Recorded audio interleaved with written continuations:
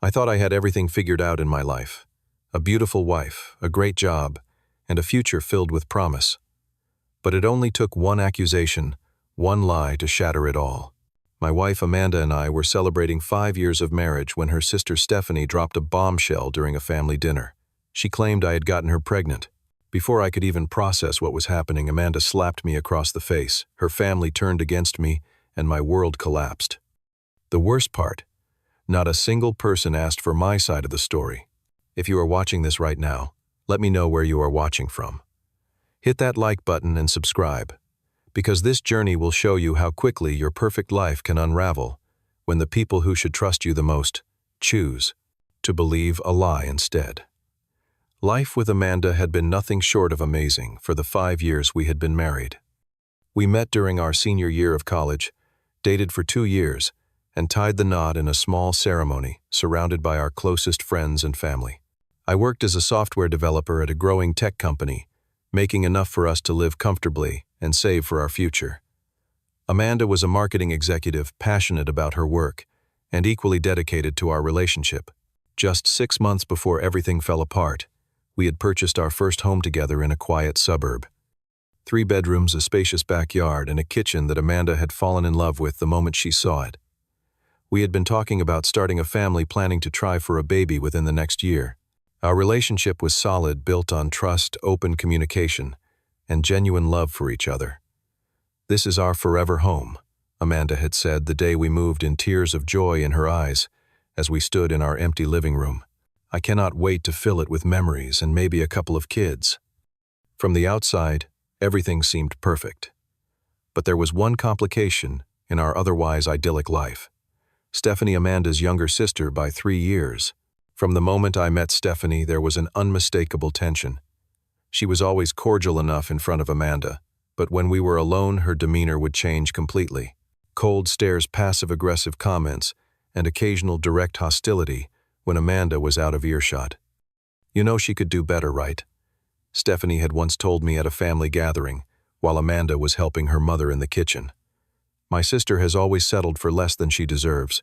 I never told Amanda about these incidents. She adored her sister, and the two of them had been extremely close growing up. Their parents had divorced when they were young, and that shared experience had created a bond that I respected despite Stephanie's attitude toward me. There had been several instances where Stephanie had deliberately created misunderstandings between Amanda and me. Once she had told Amanda that I had been flirting with a waitress during a family dinner, when in reality, I had simply been polite while placing our order. Another time, she had conveniently forgotten to tell me about a change in plans for Amanda's birthday celebration, resulting in me showing up at the wrong restaurant, and Amanda spending the first hour of her special night upset and embarrassed. I tried to maintain a good relationship with Stephanie for Amanda's sake. I would buy thoughtful birthday and Christmas gifts, show interest in her life and career, and always make an effort to include her in our plans when appropriate. But nothing seemed to change her attitude toward me. The night that changed everything was supposed to be a celebration. It was Amanda's father's 60th birthday, and the entire family had gathered at his house for dinner. Amanda and I had arrived early to help with preparations, and everything seemed normal. Stephanie arrived later than everyone else, looking unusually tense and slightly disheveled. During the evening, I had stepped outside to take a phone call from a colleague about a project deadline. As I was finishing the call on the back patio, I overheard Stephanie's voice coming from around the corner of the house. She was having what sounded like an intense conversation with someone. Curiosity got the better of me, and I quietly moved closer, staying out of sight. "You cannot just walk away from this, Mark," she was saying, her voice cracking with emotion. "What am I supposed to do now?" I recognized the name. Mark was her ex-boyfriend, whom she had broken up with about 2 months earlier. I did not want to eavesdrop further, so I quietly returned to the party. Whatever was happening in Stephanie's personal life was none of my business, I thought. If only I had known what was coming. We were all seated around the large dining table, having just finished singing Happy Birthday and cutting the cake, when Stephanie suddenly stood up, tears streaming down her face. The room fell silent as all eyes turned to her. "I have something I need to say," she announced, her voice trembling. "I am pregnant." There were gasps, and then congratulations from around the table, until she held up her hand to silence everyone. "The father is Kyle," she said, pointing directly at me. The room froze. I felt like I had been plunged into ice water. My mind could not process what I had just heard. This had to be some kind of twisted joke. "What are you talking about?" I managed to say, my voice barely audible. Stephanie looked directly at Amanda. "It happened 2 months ago, when you were on that business trip to Chicago. He came over to drop off that book you had borrowed from me. One thing led to another." She proceeded to spin a detailed account of an affair that had never happened, describing how I had supposedly been flirting with her for months, how I had taken advantage of Amanda's absence, how she had been racked with guilt ever since. Before I could even begin to defend myself, I felt the sting of Amanda's palm against my cheek. The force of the slap nearly knocked me out of my chair. "How could you, Amanda?" screamed, her face contorted with pain and rage. "With my sister Amanda, this is not true. None of this happened," I pleaded, reaching for her hand. That was when her brothers Jason and Tyler decided to intervene. Jason grabbed me by the collar of my shirt, yanking me to my feet. "You disgusting piece of trash." He spat his face inches from mine. Tyler, always the more volatile of the two, did not bother with words. His fist connected with my stomach, knocking the wind out of me. I doubled over in pain, only to be met with another blow to my face. Amanda's father, who had always been kind to me now, looked at me with pure hatred. "Get out of my house," he said, his voice deadly calm, "and stay away from my daughters." No one stopped her brothers as they dragged me toward the front door, continuing to land blows as they went. They threw me out onto the front lawn like garbage. My keys, wallet, and phone came flying out after me, scattering on the grass. "If you ever come near either of them again," Tyler threatened, standing over me. As I tried to catch my breath, "what happened tonight will seem like a picnic." I managed to drive home that night with a split lip, the beginning of a black eye, and the knowledge that my life as I knew it had just been destroyed by a lie I could not disprove. The days following Stephanie's accusation were a blur of pain, confusion, and mounting desperation. When I returned to our home that night, I found that Amanda had called ahead and asked our neighbor, an off-duty police officer, to wait outside and ensure I only took personal belongings. Under his watchful eye, I packed some clothes and toiletries, my laptop, and important documents. The home we had purchased together, filled with dreams of our future, was now off-limits to me. I checked into a nearby hotel shell, shocked and physically hurting from the beating I had received. My calls to Amanda went straight to voicemail. My texts remained unread, then eventually showed as blocked. In a panic, I reached out to her best friend Jessica, who had been in our wedding party and had always been kind to me. "Amanda does not want to talk to you," Jessica told me coldly when she finally answered my call. "And honestly, neither do I. How could you do this to her? With her sister of all people, Jessica. Please, you know me. Do you honestly believe I would do something like this?" I begged. "I do not know what to believe anymore, Kyle. But Amanda is devastated, and she is my priority right now." Click. Another door closed. I tried our other mutual friends with similar results. Word had spread quickly through Amanda's large, tight-knit social circle, and overnight I had become a pariah. Not a single person was willing to hear my side of the story. The ripples soon reached my workplace. I arrived at the office the Monday after the incident to find hushed conversations that stopped when I entered a room. Coworkers who had previously been friendly now avoided eye contact in the hallways. My team members requested to be reassigned to different projects. By lunchtime, my manager Richard called me into his office. "Kyle, there are some concerning rumors circulating." He began, looking uncomfortable. "Is there anything you want to tell me about your personal situation?" I explained as calmly as I could what had happened, emphasizing that the accusations were completely false. Richard sighed. "Look, your personal life is your business. But when it starts affecting workplace morale and potentially the company's reputation, it becomes my concern. Perhaps you should take some time off until this situation is resolved." It was not a suggestion. By the end of the day, I was on administrative leave with a vague timeline for return. The situation worsened when I discovered that Amanda's family had taken their campaign against me to social media. Her father, a respected community leader, had posted a vague but damning message about predators hiding in plain sight that many of his connections understood to be about me. Stephanie had apparently shared her heartbreaking story with several close friends who then spread it further. Then came the threats. First a text from Tyler. "We know where you're staying. Watch your back." Then an email from Jason, more measured, but equally menacing, detailing how he planned to make sure I lost my job, my professional reputation, and any chance at a normal life in our city. I was being systematically erased and demonized with no opportunity to defend myself. Desperate to prove my innocence, I gathered what evidence I could. I had been on a video call with clients during the time Stephanie claimed I had been at her apartment. I had receipts showing I was at a coffee shop across town immediately before and after that time. My car's GPS history showed no trips to her neighborhood that day. I hired a lawyer spending money I could not afford to help me build a case and potentially sue for defamation. But the legal process was slow, and in the meantime, my life was falling apart. The problem, my lawyer explained gently, is that in cases like this, people tend to believe the accuser first. And when the accuser is pregnant and the sister of your wife, the court of public opinion has already convicted you. 3 weeks after Stephanie's accusation, I received an official termination letter from my company. The reason cited was violations of company values and ethics code, though no specific violation was named. My lawyer advised me that fighting the termination would be costly and unlikely to succeed given the at-will employment laws in our state. The final blow came when I was waiting in my car outside Amanda's office building.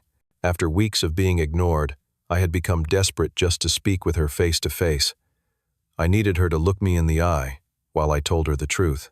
I had been sitting there for nearly an hour when a truck pulled up beside me. Tyler and 2 of his friends got out. "We warned you was all," Tyler said before they pulled me from my car. What followed was a brutal beating that left me with 3 broken ribs, a fractured wrist, a concussion, and too many bruises to count. A security guard from a nearby building finally intervened and called an ambulance. I spent 2 nights in the hospital. Not a single person came to visit. The nurse, taking care of me, asked if there was anyone she should call, and I realized with devastating clarity that there was no one left. Everyone who had mattered in my life believed I was a monster. On the day I was discharged, still moving gingerly and heavily medicated for pain, I returned to my hotel room to find a package had been delivered. Inside was a stack of legal papers. Amanda was filing for divorce, citing adultery and extreme mental cruelty. Her lawyer was seeking an expedited process, full ownership of our home and financial compensation for emotional damages. Attached was a handwritten note from Amanda. "I never thought you could hurt me like this. Do not fight the divorce. You owe me this much at least." That night, lying in my hotel room, unable to find a position that did not cause pain in my battered body, I reached the lowest point of my life. The physical pain was nothing compared to the emotional agony of having lost everything, of being falsely accused and universally condemned without a chance to defend myself, of having the woman I loved believe the worst of me without a moment's hesitation. I considered ending it all. For a brief, dark moment, the thought of escaping this nightmare permanently seemed like the only option left. But somewhere in the haze of pain and despair, a different thought emerged. If no one here would believe me if my life in this city was irreparably destroyed, perhaps the answer was not to end my life, but to start a new one somewhere else. As I lay in that impersonal hotel room surrounded by the few possessions I had managed to grab from my former home, a clarity began to emerge through the fog of pain and betrayal. The people who should have known me best, who should have at least questioned such an outlandish accusation, had immediately assumed the worst of me. My wife, the woman who had shared my bed, my dreams, and my deepest secrets for 5 years, had not given me even a moment to explain. If she could believe I would betray her like that, I whispered to the empty room, then she never really knew me at all. That realization, painful as it was, became my turning point. If everyone had already decided who I was and what I had done without evidence, or even the courtesy of hearing my defense, then I owed them nothing. Not explanations, not apologies, not even my continued presence in their lives. I spent the next day researching cities far from our hometown of Philadelphia. I needed somewhere with a strong job market for my skills, a place where no one knew me or had heard Stephanie's lies. Seattle emerged as the clear choice, a tech hub with plenty of opportunities, and nearly 3,000 miles away from my shattered life. I began to methodically dismantle my old existence. I sold my car to a dealership 2 towns, over accepting a price well below market value in exchange for a quick cash transaction. I closed my bank accounts and opened new ones at a different bank. I created a new email address and got a new phone number. I boxed up the few sentimental items I could not bear to part with: books, photos, from before Amanda, a watch from my grandfather, and shipped them to a storage facility in Seattle. I contacted my lawyer and gave him power of attorney to handle the divorce proceedings in my absence. I will not contest anything I told him. She can have the house, the savings, whatever she wants. I just want this over with as quickly and cleanly as possible. He tried to talk me out of it, arguing that I was entitled to my share of our joint assets, but my mind was made up. Fighting would only prolong the connection to a life that no longer existed. The night before my departure, I wrote a letter to Amanda. I poured everything into those pages: my shock at her instant assumption of my guilt, my pain at her refusal to even hear my side, the devastating loneliness of being abandoned by everyone I cared about. I explained exactly where I had been when Stephanie claimed I was with her, included copies of the evidence I had gathered, and asked her how she could so easily believe I would betray our marriage. I do not expect you to believe me now, I concluded. You made your choice in that first moment, and nothing I say will change that. But someday when the truth comes out, and it always does, I want you to remember that you threw away something real and precious because of a lie you chose to believe. I loved you completely, and that was not enough for you to even question your sister's story. Goodbye, Amanda. I sealed the letter and arranged for it to be delivered after I was gone.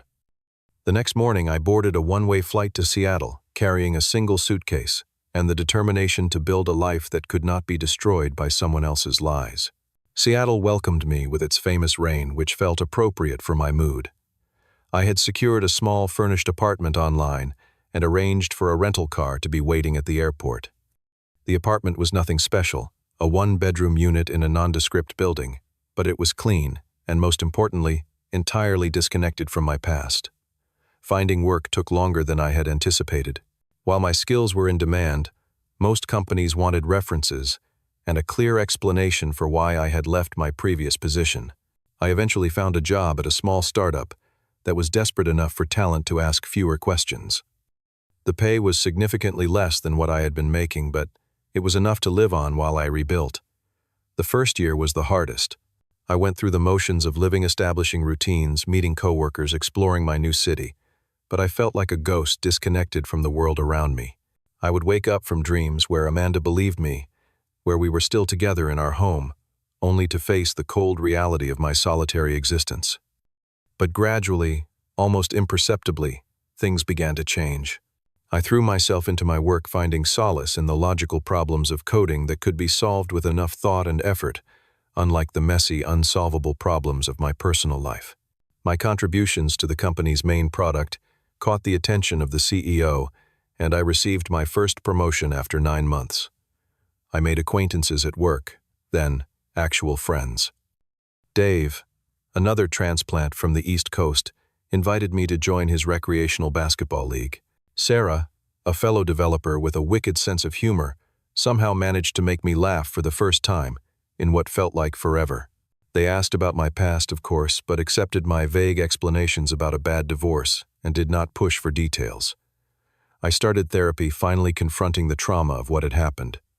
My therapist helped me understand that what I had experienced was a form of gaslighting on a massive scale, where my reality had been completely denied and replaced with a false narrative.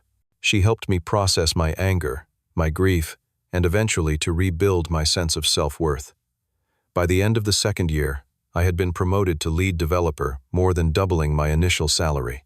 I had a small circle of friends, regular activities I enjoyed, and moments of genuine happiness. The nightmares came less frequently.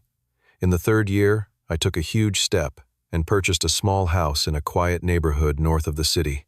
It was nothing like the home Amanda and I had bought, a modest 2-bedroom bungalow with a tiny yard, but it was mine alone, bought with money I had earned in my new life.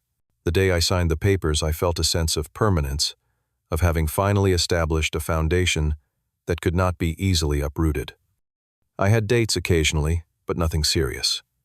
The thought of being vulnerable again, of trusting someone with my heart and history, was still too frightening. I had built a life that was, if not completely happy, at least stable and under my control. I had no intention of risking that hard-won peace.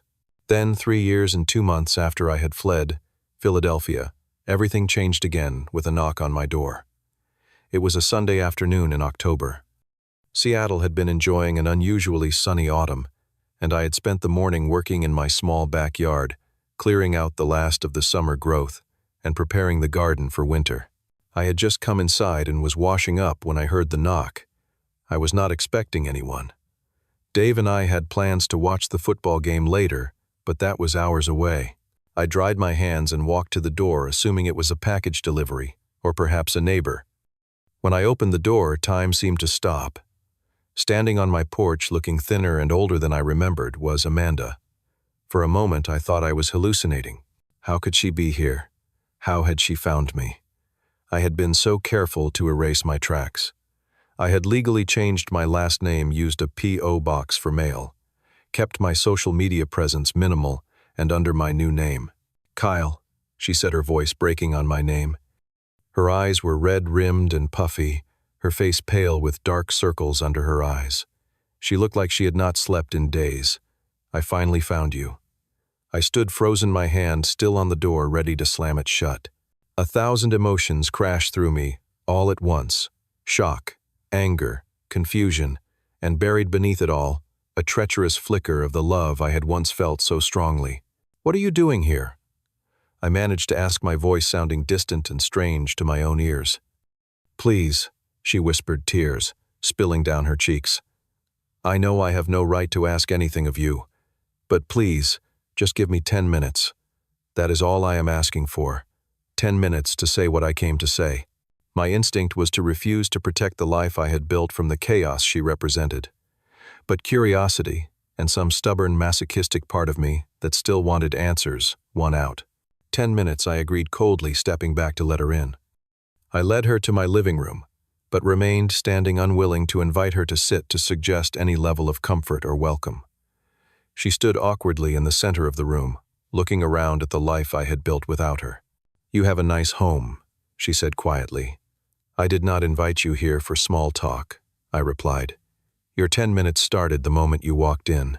She nodded, took a deep breath, and looked me directly in the eyes for the first time. "Stephanie lied," she said simply, "about everything." Though I had known this truth for 3 years, hearing her say it caused a rush of vindication so powerful it almost made me dizzy. "She was never pregnant by you. She was never pregnant at all." Amanda continued, her voice shaking. "She made it all up because she was jealous. Jealous of us, of our relationship, of our happiness." "How did you find out?" I asked, keeping my voice steady, despite the storm of emotions inside me. "About 6 months after you left, Stephanie got really drunk at a family gathering. She started crying, saying she couldn't live with the guilt anymore. She confessed everything in front of the entire family." Amanda wiped at her tears. "She admitted she had been seeing her ex-boyfriend Mark secretly after they broke up. She thought she was pregnant with his baby, but he refused to take responsibility. She was desperate and angry, and Amanda's voice faltered. "She decided to blame you instead, and you all believed her, without question." I said, the bitterness I thought I had processed returning in full force. "Not one of you even considered that she might be lying." Amanda flinched, as if I had struck her. "I know. There is no excuse for what we did. For what I did. I failed you in the worst possible way." "What happened after she confessed?" I asked, still keeping my distance. "Everything fell apart. My parents were horrified. My brothers were stunned into silence. She hesitated, her face crumpling. "I had a complete breakdown. I had already been struggling with the divorce, with the nagging feeling that something wasn't right about Stephanie's story. But to hear her admit she had lied about everything, and the pregnancy I pressed, needing to know the full truth. There never was one. She had convinced herself she might be pregnant, because her period was late, but she was just stressed. When she took an actual test a week after accusing you, it was negative. But by then, the damage was done, and she was too scared to admit the truth. I laughed a sharp, humorless sound. So my life was destroyed, because of a missed period, and your sister's vindictive imagination. Amanda had no response to that. She stood silently, tears streaming down her face. "What about your brothers?" I asked. "The ones who beat me so badly, I was hospitalized. The ones who threatened to kill me if I came near you, or Stephanie again. They are ashamed," she said quietly. "Especially Tyler. When he found out what Stephanie had done, he punched a wall so hard he broke 2 fingers. He wanted to come with me today to apologize in person, but I told him you probably would not want to see him." "You were right about that," I said coldly. "Is that all you came to say? That Stephanie lied, and now everyone feels bad about it? Did you expect that would fix anything?" "No," Amanda whispered. "I do not expect anything. I just needed you to know the truth, and to tell you how sorry I am. Sorry does not even begin to cover it, I know that. But I am sorry, Kyle. So deeply, completely sorry." I studied her face, seeing the genuine remorse there, but also seeing the woman who had slapped me without hesitation, who had blocked my calls and texts, who had believed the worst of me without a second thought. "How did you find me?" I asked, changing the subject. "It took a long time," she admitted. "You covered your tracks well, but I hired a private investigator. He eventually traced you through a former coworker who remembered you mentioning Seattle. After that, it was just a matter of time. And now what I asked. What did you hope would happen when you found me?" Amanda took a step toward me, then stopped herself when she saw me stiffen. "I hoped. I do not know what I hoped. To apologize, yes, but also," she took a deep breath, "I still love you, Kyle. I never stopped. Even when I thought you had done this terrible thing, some part of me still loved you. And now, knowing the truth, I just thought maybe what I interrupted. Maybe we could pick up where we left off. Maybe I would forgive you, and we could pretend the last 3 years never happened, that I never lost my job, my home, my dignity, that your brothers never put me in the hospital, that I never had to flee across the country and start my life over from scratch. I know it is a lot to ask," she said, her voice barely audible. "Too much, probably.